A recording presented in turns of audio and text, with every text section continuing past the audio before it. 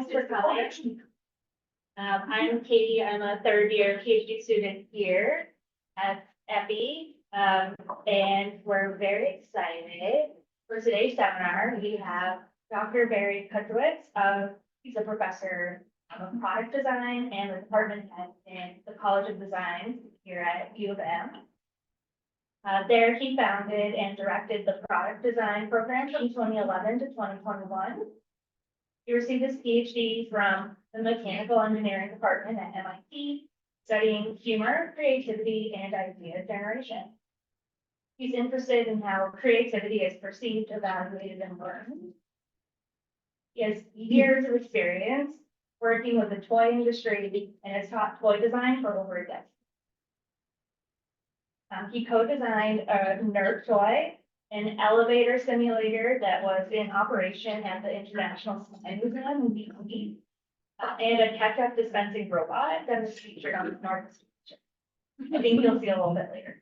It is the author of Sparking Creativity, How Play and Humor Fuel Innovation.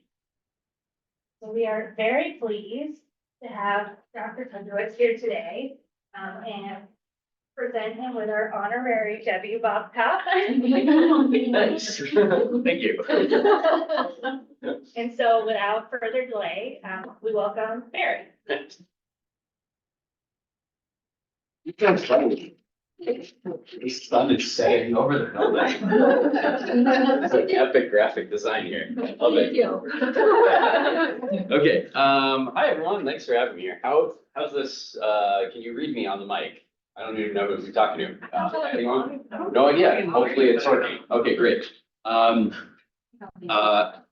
those watching online, I walk around a lot, so you might not see my face. If that's okay. No one's watching online. All right, great. All right. I don't. Yeah. Let's see. So I'll provide some background images and videos to go with some of the things I've done. Thanks for having me here. It's really exciting to be back and talking in front of people again. I'm an engineer by education. I went to UCF, which is in Orlando. And I went to that school specifically because I wanted to work for Disney World. And I clearly did not work for Disney World. But while I was getting this mechanical engineering degree, I was doing art and I was sculpture, hip hop, I was writing kids' books. And I applied to a bunch of art schools and cooking schools because I had no idea what I wanted to do. I applied to MIT actually as a joke. Like, you can do this, you should go there. And I was like, yeah, I'm not gonna get in. And I got it, a surprise. I went there, and I was still working on a lot of these playful things. So I was working with Hasbro, developing Nerf and Super Soaker products, and I had a Nerf gun that was on the market for about 6 years. I got to work with the Spy Museum in Washington, DC, and I did some elevator simulator and special effects, like sort of like theme park, I guess. And then I made this ketchup pooping robot, which was viral 10 years ago.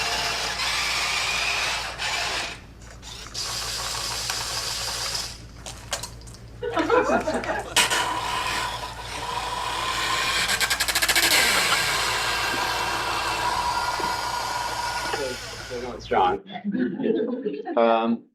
I continued on. I got a PhD also at MIT, and I was developing this class called Toy Product Design, which I taught there for 6 years, still being taught there. And then I brought that class also here to Minnesota 13 years ago, and I taught it here for about 10 years. And in this class, I teach students to take their own ideas from concept to functional product that looks and works like a real thing. So here, I haven't taught in a while, but here's a chocolate gun. One of the student teams made this. It like melts chocolate. There's an auger in there, and it kind of extrudes it.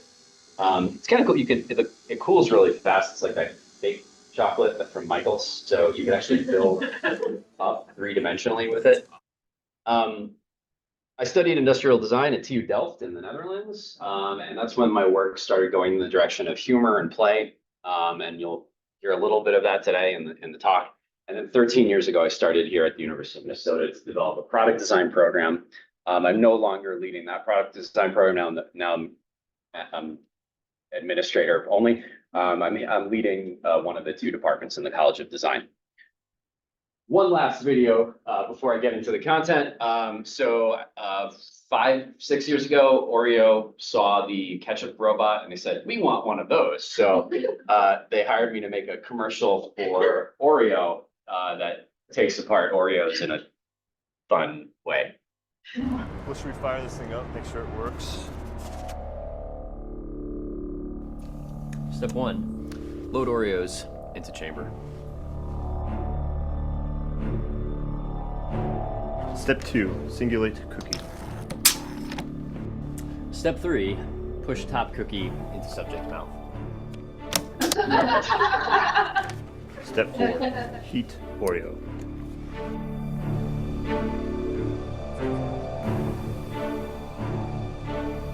Step 5, atomize liquid cream and spray it into subject's mouth.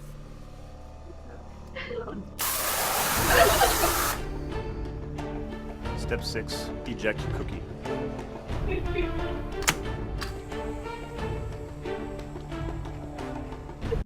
All right, let's good stuff. Let's talk about these things. So I'm going to ask you, what does anyone know what the difference is between? I know there's a microphone. I'll just repeat what you say. What's the difference between these words? Discovery, invention, innovation. Any ideas?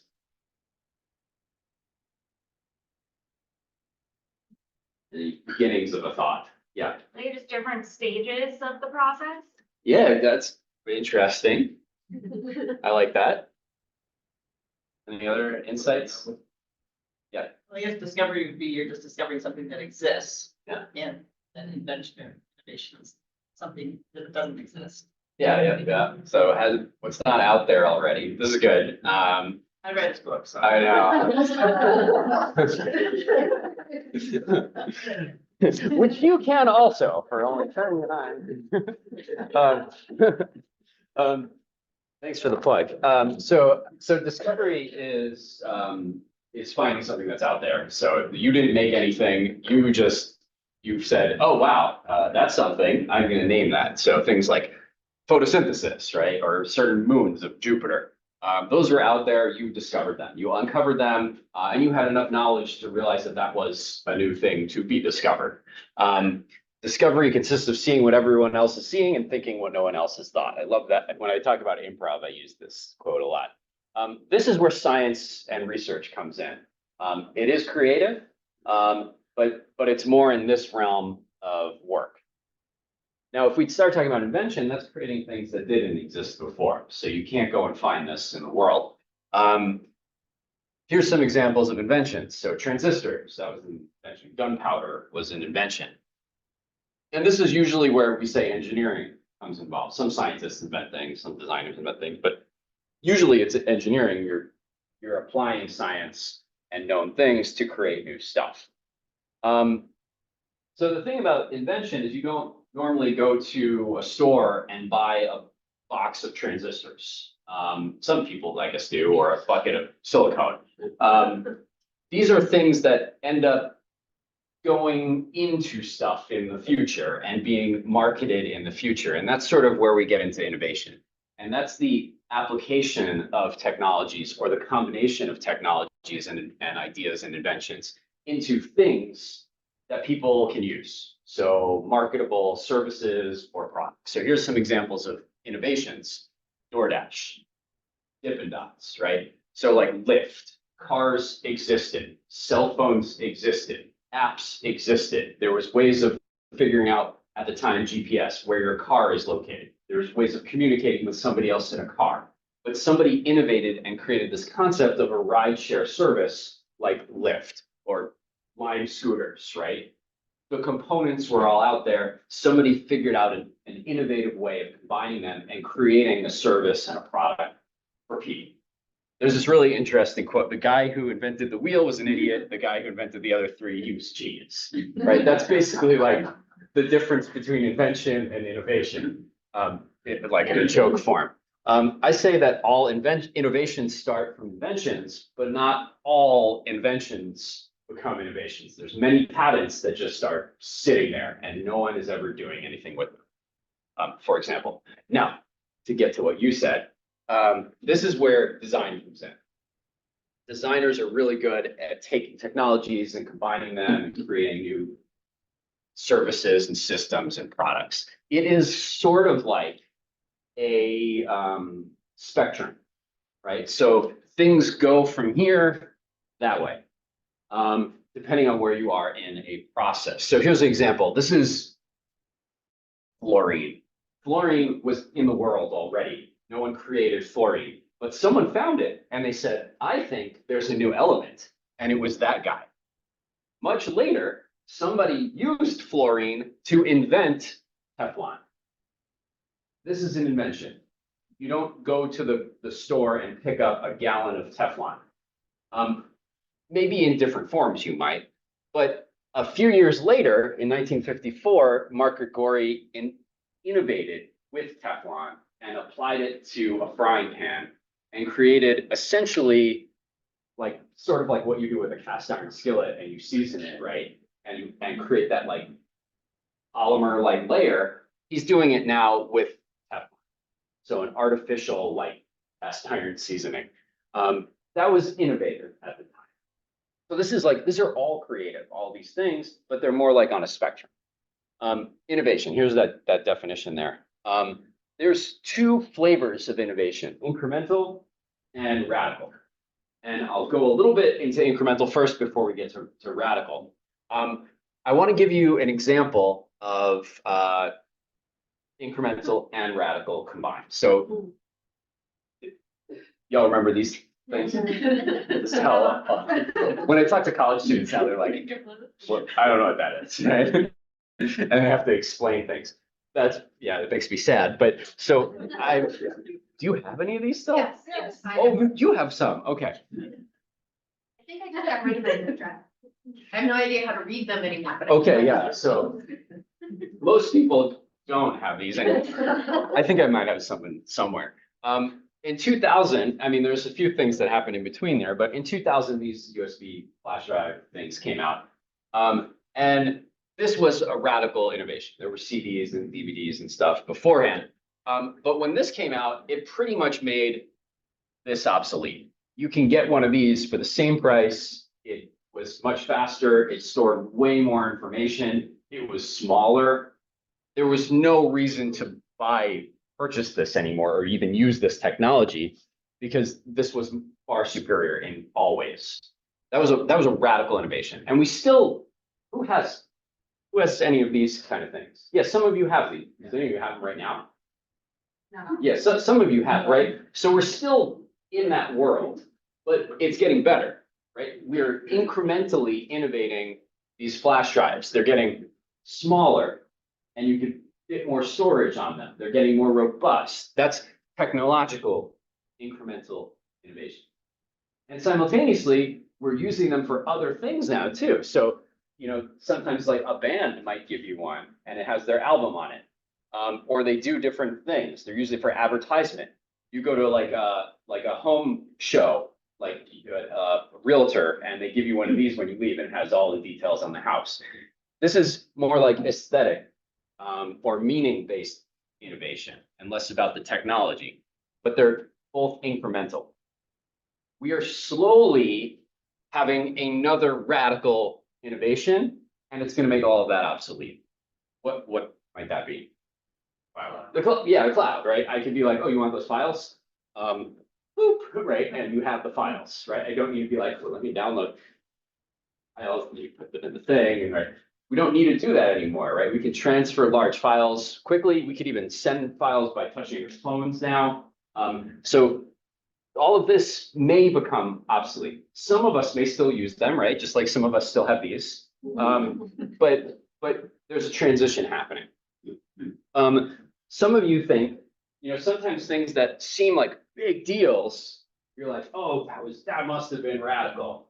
Like Edison's famous, like you probably have seen this on a poster before. This is the figure one of his patent, of his more famous light bulb patent. He had a lot of patents. This was not radical. This was incremental. So light bulbs, when Edison was working on this, there were light bulbs already in the world. They were not very good. They would get hot. They wouldn't last very long. They were expensive. Edison incrementally innovated the right light bulb. He made one very little tiny change.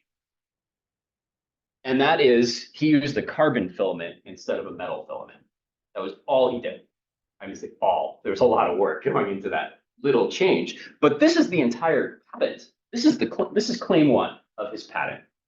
And it's basically an existing light bulb where there's a carbon filament instead. That's the entire claim of that radical idea. This is incremental, but that change made light bulbs last longer, less expensive, and they didn't get hot. And that basically said, oh my gosh, everyone can have light bulbs now, and we can all use them. And light bulbs were everywhere, thanks to that. We love incremental innovation. It's like candy because it's what we already know, but better. We don't have to change what we're doing. We don't have to learn a new thing. It's this, but it's faster. It's this, but it lasts longer. It's this, but it's stronger, right? There's this theory called Maya, most advanced yet acceptable. And the theory is the things that are Maya are the ones that we like the most. So here's an example with lamps. If you get too typical, it's matte, it might not be great. And if you get too wild, people are confused. And the things people like are somewhere in the middle of typical and novel. Incremental innovation. We love incremental innovation. There's research on incremental innovation and Maya. This is one with cars, where they asked people to rate how novel the car design was and how common the car design was. And then they asked people how much they liked the car. And the cars that the people liked the most were these, the ones that were both novel, but also typical. Yeah. Seems like contradictory, but you can do both. You can have things that have elements that people relate to and they know and they understand, and you can have new elements. But if you have too many new elements, not good. You have too many common elements, also not good. Here's another study on Maya with chairs. And they asked people to rate from typical to unique how typical or common the chair was. And then they asked people their preference for chairs. And the chairs that people liked the most were the ones that were sort of in the middle. Makes sense. There's this, I love Parks and Rec. I don't know if anyone who watched Parks and Rec. Yeah, okay. So there's this really great scene. It might be low volume, so hopefully we could listen to this scene. But it's a really great illustration of that, like how sensitive that Maya curve is. All right, so this is what happens when you push that too far and you start approaching radical innovation. People, sometimes Midwesterners, freak out and they fight it and they push away from it and they question it and they wonder what we're doing or why or if this is a joke of some kind, right? Radical innovation is scary to a lot of people. Let's look at some examples. So in history, this is IDEO was trying to redesign the toothpaste cap. You probably recall growing up and like maybe that having those screw-on ones, they still make these, and it's full of like dried up toothpaste and then like you pulling it out or pulling it around the threads, right? So IDEO was like, we don't have to do that, y'all. We can have just like a click open to like shampoo bottles, right? We could just click it open like this. And that's it. There's no more threads. It's also easier to manufacture, whatever. So they made these prototypes of click open toothpaste caps and they user tested them. So they gave them to people and everyone broke them. Because when you wake up in the morning, you're tired, you have your routines that you follow all the time, you go to the bathroom to brush your teeth, you're not thinking, well, let me study this toothpaste thing. So they all twisted them and they broke it. And so what ended up happening was they had to compromise. They had to do a Maya. They had to make an incremental step. So they made these, I don't know if you remember these, where they twisted halfway and then opened up. That was a compromise. And now we have ones that click open because people are aware that that's a thing. but that was radical in the toothpaste cap world. Let's look at some other things that are bigger than a toothpaste cap. So this is the first telephone. And before telephones, there was telegraph. And the Western Union was in charge of telegraph. And they said the telephone has too many shortcomings to be seriously considered as a means of communication. The device is inherently of no value to use.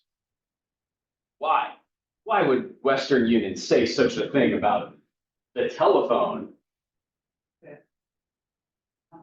It's competition, right? Yeah, I mean, why else?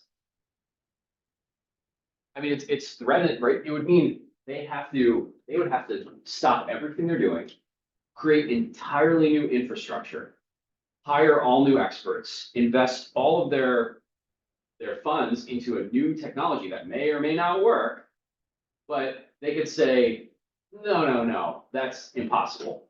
No one's going to use that. We're going to keep going with telegraph.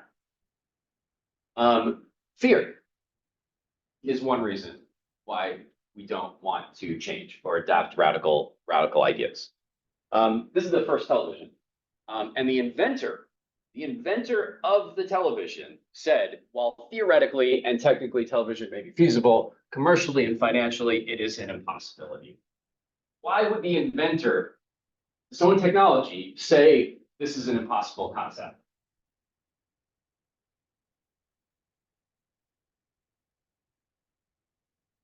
I did read this. No, you're a ringer. Any thoughts? So I don't know if you're familiar with any inventors or engineers. They often can't, it's very difficult for them to see big picture and systems thinking.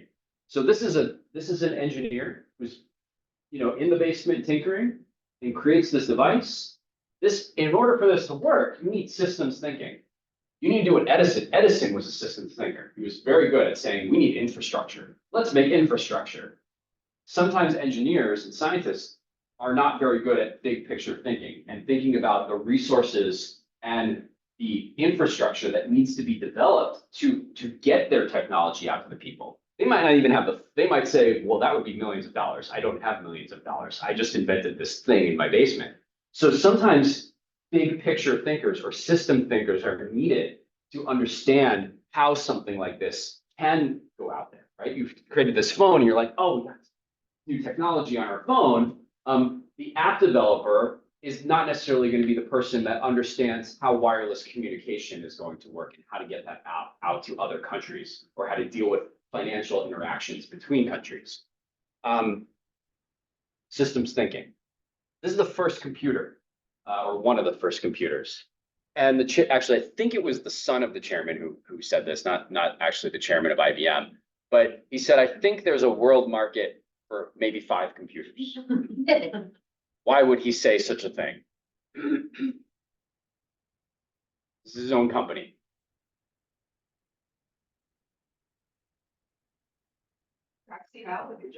Very large. They're huge. This was literally the size of a building. I think something that engineers, business leaders have a hard time doing that designers are very good at are predicting the futures of technologies and thinking about a technology 10, 20 years from now on when that technology gets faster, when it gets smaller, what are the possibilities? So they're planning in line with engineers. Whereas sometimes these people, they say, well, who's going to buy a whole building to just do calculations? But this technology, this is the first prototype. And this got, as you see, it gradually got smaller and smaller. And now there's a computer in here, right? I have 3 computers on my body right now, and you can't even see them. That's the state of this technology. But if you look at this room-sized computer and you say, who's going to buy this thing that costs, I don't remember how much this was, $1 million, I think, right? How many people are going to be buying this computer? Let's take it home. So this is the first flushing toilet. And it was invented by Joseph Brom, and he made exactly one, and he gave it to the Queen of England. And she had it in her house. It was the first flushing toilet. So this is an example of invention. It didn't go anywhere. Well, it did. There was one of them made, but it wasn't until about what is that? Oh my God, 100 years later. I know, ha ha ha, crapper, right? So Thomas Crapper. I'm going to pause and talk about Thomas Crapper. So I know this is like that's a bad word. Actually, in the time, it sort of was about. It meant like trash person, trashman, which is also bad, I guess. And then we've all of his innovations kept getting labeled with the crapper components, and eventually we started calling toilets crappers, and then we started calling crap. But the history was, it's come from the like kind of like trash man, also bad. Thomas Crapper did invent things. He invented a lot of technology that you use right now, like the manhole cover, sewer covers. He invented the bob that's in your toilet that tells you when to stop the water when it reaches a certain height. He invented the S-trap that keeps sewer gas from coming into your house. So, like, toilet genius, and we're still using his technologies today. But that's not his biggest impact on the world. The most important thing he's done is actually in retail. He created the first toilet showroom where people would buy a toilet in a store. He made it okay to talk about owning a toilet. In the past, that was not a thing. If you were going to invest in this new technology, someone would like come to your house with like a secret briefcase, and they would like, it would be a very personal, private thing that we don't talk about. And he said, well, now like we could go to Home Depot and there's just like toilets in this. You could like sit on one if you wanted to, right? In the store. That would have been extremely taboo at the time. People would have like fainted if they saw that in a store. But he made it okay to talk about that. He made it okay to buy a toilet. He made it okay to not have sewage in the streets of England at the time. Huge innovation. And he made it created a market for flushing toilets. And then now the city had to create infrastructure, and then sewage got out of the streets and people were healthy and there wasn't an epidemic, the right word, of diseases going throughout Europe. This is today's toilet. And we've only had incremental innovation in the last many years, 143 years. In fact, my house, which was built in 1900, has a toilet that looks like that currently in it. We haven't changed much in a very long time. The way our toilet technology, only little incremental changes. It is unfortunate. And there's a lot of not so great things about this concept. There's got to be a better way, right? And we have to start questioning the status quo. That's how we change. Toilets are extremely inefficient. So every time you flush a toilet, on average, 1.6 gallons of potable water is used. That's like if you had to carry 2 jugs of water with you every time you go to the bathroom, and then you just poured it down after, that's essentially what you're doing. But we don't think about that because it's all hidden, right? It's in that box. Sometimes it's in the wall, but it's in that porcelain thing behind that. You don't see it, and then it refills itself quietly, and then you just flush it away, and that's it. And we don't think about how much water we're actually using to make this system work. Also, we're not supposed to be sitting down like on a chair when we're pooping. That's not the ideal anatomy for our bodies to have bowel movements. So there's some really interesting studies on this related to your colon and the muscle system that's in your pelvis. So when you're squatting, your colon is in a straight line, and that helps evacuation of your bowels. But when you're sitting, it's kinked for 2 reasons. It's bent, and then there's also a separate muscle that pulls on it, which makes it a lot more difficult. and increases the chance of things like hemorrhoids, for example. And there's some really interesting studies on this with like fMR X-raying people in the. We won't get into that. But here's the thing, right? It's that way because it was created based on, okay, well, people sit on chairs. Chairs are that's the proper thing to do. Let's put a hole in a chair, right? The predecessor of this was, essentially an outhouse, and before that it was a chamber pot. Chamber pots are actually closer to a better anatomy than these things. There are squatting toilets in good part of the world, and these are probably a somewhat of a superior technology. But we're not going to adapt. Even after telling you all this, you're not going to go to your bathroom, rip out your toilet, create a bigger hole, install a sitting toilet or squatting toilet in your house, because anyone who comes over is going to be like, how do I use this? Right? And then if you have any elderly folks who are not used to doing that, or not elderly folks who can't squat, right? You're creating this weird system of like, okay, I have to now teach this person how to use my toilet, right? So we're not gonna go that direction. Squatty Potty created, that little stool thing that goes in. That's incremental.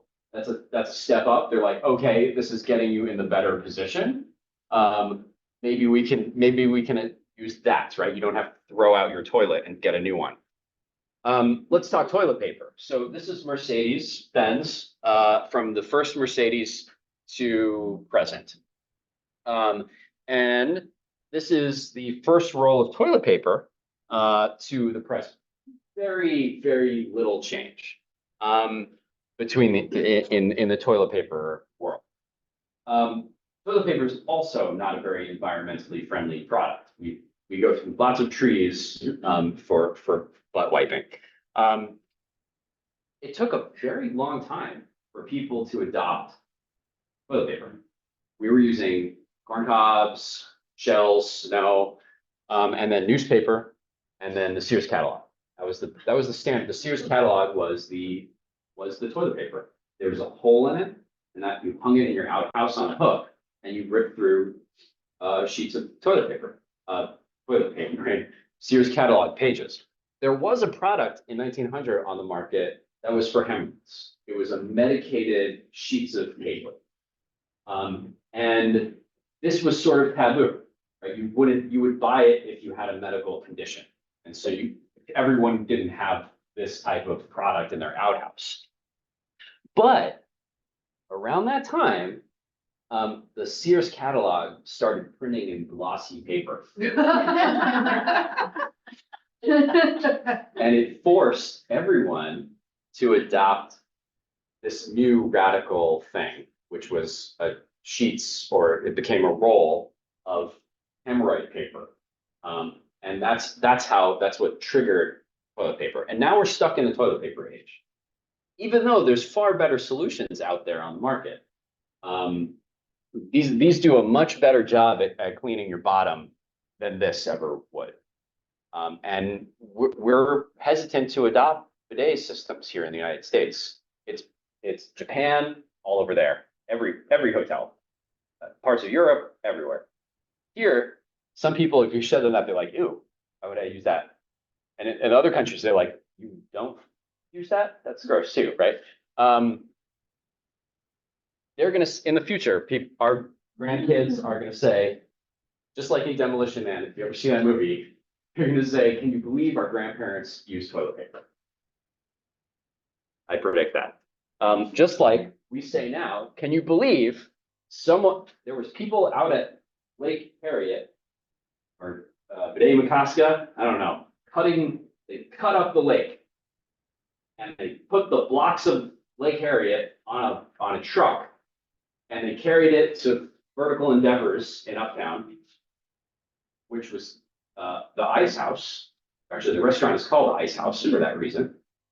Right? Aha. And where there's currently a rock climbing thing is where they would pile Lake Harriet, frozen, with straw, and then they would deliver pieces of the lake to people's houses through a hole in their wall. And that was how they kept their groceries cold during the summer. Can you believe they did that? And actually, the idea that there's a milk person coming to your house to deliver milk, they're doing that again. So it's not a great example, but the fact that you would go out to the river with a washing board and you would wash your clothes like this. The fact that we gave cocaine to children as toothache medicine. Just 100 years ago, cocaine for little kids, right? We gave heroin to little kids as cough syrup.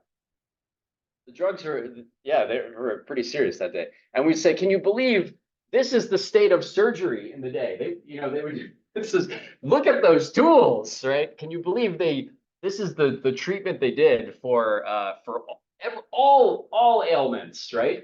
Now that we have these current technologies that are super modern, can you believe people use a stick as a toothbrush in the day? Now that we have this triple, like this plastic, separate, like different types of scent, like the bristles change colors when you brush your teeth, and there's this overlay of rubber grip on the handle. Can you believe people use that?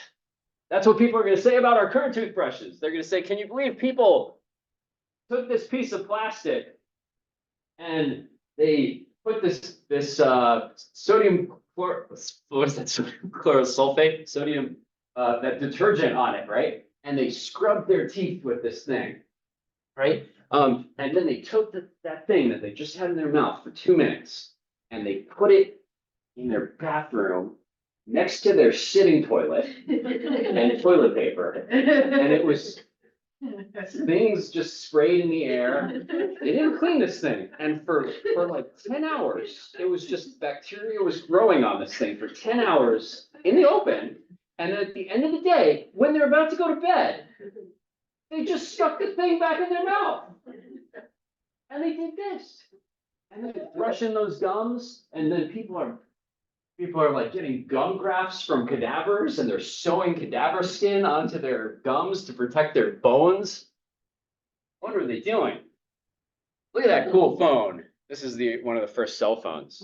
It would weigh a lot. It was, it's essentially a giant brick. But people at the time, people were like, this was awesome. I can make a phone call from my car. I can make a phone call from the beach. This was crazy technology. People paid a lot of money for this. But now we look at this and we're like, you had to bring a whole briefcase around with you to make a phone call. Now that we have this, now we have something like this, right? Yeah, look how ridiculous that was. Oh my God. But that's going to be the same thing people say about this. They're going to say, can you believe when people wanted to make a phone call, they had to take this thing out of their pocket. They had to turn it on somehow. They had to find who they wanted to call. They had to push the button to call it. And then when they were talking to the person, they had to hold this thing up to their head the whole time while they're talking to them. And when they want directions, they took a thing and they stuck this little clip in their air conditioning vent. And then they took their phone and they stuck it in the air conditioning clip. And this thing was navigating them. And they were looking at their phone while they were driving. So this is the existence of the Earth as a calendar year. If we boil down all of Earth to 12 months, bacteria came about in March. When did humans? Any idea? December 31st. Yes, that's right. December 31st at 11:45 p.m. Humans popped out. Now, if we look at the last second of Earth time, if this is a calendar year, this is just the last second of existence. 1 second. So like 150 years. The light bulb was like here, and also electricity in your house was here. The first automobile was over here. Man on moon, internet, smartphones. This all happened in 150 years. Just over one person's lifetime. We went from not knowing what electricity was to being able to have a device on us that can communicate with anyone in the world instantaneously and look up anything we want. And now with AI, create anything we can think of, right? From here to here in just 150 years. If I took this thing back in time And I go back to this time here where people are just figuring out what a light bulb is. And I showed them things on this phone and I said, look at this, let's get a picture. Let me look up some assuming internet work. Right, they would think this was a trick. They would think this was magic, or I was an alien, or a whatever, right? Or a god, or a magician, right? They would not understand this, what I'm showing them. And that is exactly the same thing that's going to happen if I took something from 50 years from now and I showed it to any of you today. You would say, Barry, you're a wizard, Barry. Right? That's what they would say. Is this a trick? What is going on? Right? That must be magic. And it's sort of like what AI is to us right now. We show AI and we're like, make me an image of this. And you're like, that's got to be a trick, right? You know, that can't be real. Why I'm telling you this is the crazy things, all those radical ideas that we hear today are going to be just regular commonplace things in the future. And it's not just me saying that, it's also Einstein. So here's two examples. This is Rosie the robot. She's 67 years old from the Jetsons. And there was this robot that talks to you and cleans the floor, and that is totally a thing. Wallace invented the mechanical trousers that walk you, ha ha ha, right? And that is also now a real thing. There's soldiers and healthcare practitioners that have exoskeletons that can help them lift a patient or carry large things long distance in a field. There's so many examples of this. This is from Charlie and the Chocolate Factory. Who's read that book? Yeah, so he's coming up with literally what he, at the time, Roald Dahl was impossible candy ideas. Almost all of them are real now. So here's impossible ice cream that doesn't melt. That is a thing with methyl cellulose. You can create hot ice cream now. Gum that changes flavors as you chew it. There's a patent on that. And Stride gum was creating these shift gum. I don't think they make it anymore, but as you're chewing it, it changes flavor because you start breaking up the smaller particles. Edible balloons. Alinea in Chicago created this where they take taffy and they fill it with helium and they serve it to you at the table. All real now. Crazy ideas, now real. The things you can think or the places you go. You remember that book, Dr. Seuss thing? And they have the land of Didake, right? And the cool thing about Didake is you can walk out into the middle of the ocean on a thin thing of land, and then you have these cool whatever shapes here, right? That exists too. This is the Saudi Arabia, I think, or Dubai. And very, very similar concepts where now I can have this parcel of land where I have both front and backyard ocean property, right? Very, very similar to this radical concept. And if you map sci-fi, like it did here, like when things were suggested in science fiction and cartoons, and then when they became real, it's really interesting to see, how actually we're kind of compressing the sci-fi thing, right? Our sci-fi now is thinking 5 years out, and in the past it was like 20 years out. But these folks here, all these sci-fi writers, cartoonists, and humorists, kids book writers, it's not like they're pulling things out of nowhere. What they're doing is they're playing in the adjacent possible. They're looking at what's out there right now, and they're making educated predictions about the future, looking at trends. They're seeing, here's Simpsons are really known for this. They're like, Simpsons are, they are predicting the future, right? Like some of the scary predictions, right? Like you're like, oh my gosh, wait, hold on. Are they just copying art? Is that what's happening here? But they're not like futurists. I mean, in some ways they are futurists, but they're really smart people that are making humorous, but also really well-educated guesses based on trends and forecasting what might happen in the future. So if you look, for example, at cell phones, like there's radical innovations, incremental innovations, the adjacent possible is like, okay, what if technology keeps going this direction, what's going to happen next? And that's where science fiction writers, comics, animators, that's where they play in that space. I have just a few more slides I'll fly through. Let me see, we are on time. This is an S curve. Remember an S curve? So a technology S curve, this like as technology goes over time, it gets more advanced and then it gets, retired. Here's an S curve for toilet paper.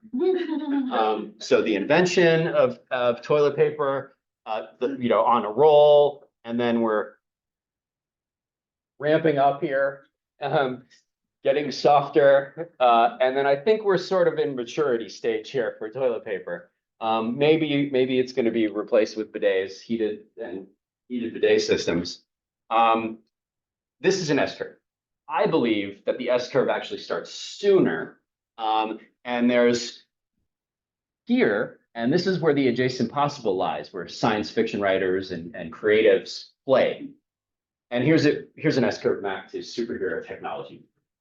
So you can kind of see like the things that are in superhero or comics right now. Eventually, all of these things, some of these things were science fiction, and then eventually they became real. Most of Batman's tools or science or Star Trek tools are now real. Even things in Minority Report are now real things. And so they follow this S curve, but they start here. Yeah, one more slide. Yeah, that's it. Okay, so why I'm telling you all this stuff. So radical innovation is great. Sometimes we don't think so in the moment, but it changes everything, and it usually improves the world and makes the world a better place. But what you could do is, if people have these wild ideas and you laugh at them, or something's like, oh, ha ha ha, that's ridiculous, it might actually be innovation in disguise.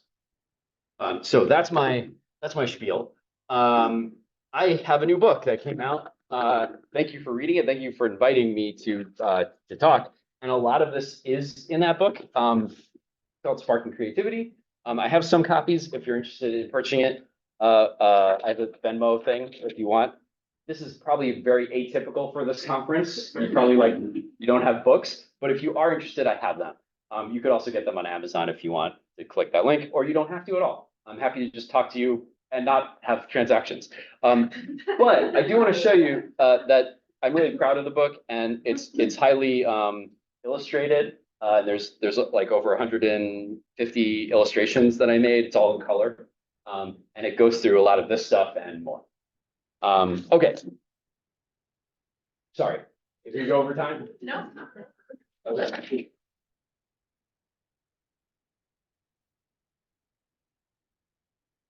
Thank you so much, Barry. I don't think the mics are working today. I apologize for that. I really appreciate your optimistic view of society in the future, that we will continue to move forward in a positive and innovative direction. Other questions for Barry? I feel like. So no.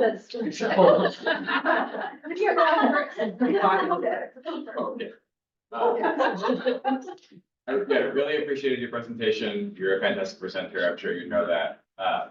And one thing I took away, and tell me if I'm wrong about this, is that it's not actually the radical innovations that have radical effects on society. It's the incremental ones, right? So the invention of the car didn't change anything, but the person who made it so every living person owns a car, as you can see, changed our society.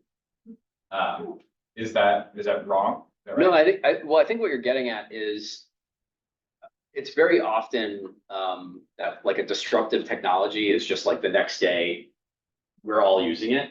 It's always a transition through incremental changes. So somebody invents a thing, and that's going like television, that's going to disrupt the world, but it's not like the next day or even the next year everyone has a television. It requires a series of incremental steps to get into society. And sometimes those steps go faster, and then people lose their job and stuff. And sometimes it takes a really long time for people. For example, the bidet. I would ask how many people own a bidet in this room, but it slowly trickles in. And to go back to the bidet example, I don't know why I have 2 chapters on toilets in this book, but Tushy is a technology, and that's basically like a You don't have to buy a new toilet seat. You don't have to buy a new toilet. All you need to do is clip this thing under your toilet seat. It is incremental innovation. And it's saying, hey, for $100 or $200, you can just convert your current toilet to a bidet. That's all it takes. And that's sort of a baby step. It's like the squatty potty baby steps, right? To going into a direction. We're not all throwing out our toilets and buying composting toilets. We might get there eventually, but right now we're not. I don't know if that's what you were saying, but the incremental things are what impact us and what we see. We don't realize we're aging. We're just one day we're like, oh, I guess we're old now. Well, and the corollary is that's what we should be afraid of, right? Like because sometimes incremental innovations can get, all of a sudden cars dominate the world, or like there's lead in paint. You don't notice But paint is a great thing, and like being able to get around is a great thing. Yeah, maybe that's pushing it too far. No, it's fine. It's good insight. Keely? I can, you don't need to bring it. It's just- I'll talk it's loudly. so- I don't need to. It doesn't even work. Hi, Keely Morris. I'm a PhD student here. So I feel like now you hear conversations about, I'm thinking of your example of Western Bell saying that the telephone was garbage because it was competitive for them. And you hear now stories of companies purchasing patents that are potentially disruptive to their organization. And I'm curious if that is something that has always been true, or if the availability of information now facilitated by the internet and just the accessibility of new inventions is something that's going to stifle that innovation in the future, because these organizations have that information just readily available to them when someone has invented something that's potentially disruptive. Yeah. You know the killing the elephant example with Tesla. Is this true? I think this is true. Yeah. So Tesla and Edison were competing on DC versus AC current, right? And there was this show where Edison was like, see, do you see all AC current is dangerous? And then killed an elephant with AC current. And then people were like, oh, okay, I guess we're doing direct current, which had a lot more issues, right? So the superior technology was AC, but the equivalent of that is big companies buying a competing technology and sitting on it and saying no one else can make that technology. The antithesis would be when Volvo invented the seatbelt, they said, we're not going to patent this. Or they just released it to the public and said, all of y'all are going to have seatbelts. What we need to do is whichever car company owns the patent on the car light turning off by itself so that doesn't drain the battery, to relinquish that so all cars have that technology and we don't have that issue anymore. That would be great.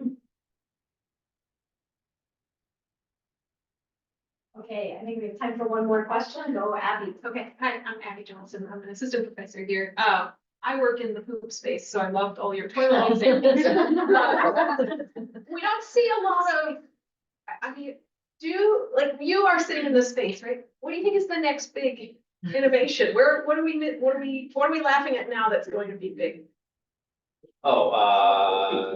Outside of toilets. Oh, okay, good. I mean, I can talk more. I mean, AI surprised all of us, but I think what is scary is how much it's going to, I think we're thinking right now that it's going to be like an assistant, but I think it's going to be much more than that. We toured factories in China where they're basically using it to like predict the next, they're predicting garments, like they're looking at what people are buying and saying, oh, this, and then it puts it on the internet. If somebody buys it, they just make it, and then it cuts around trade.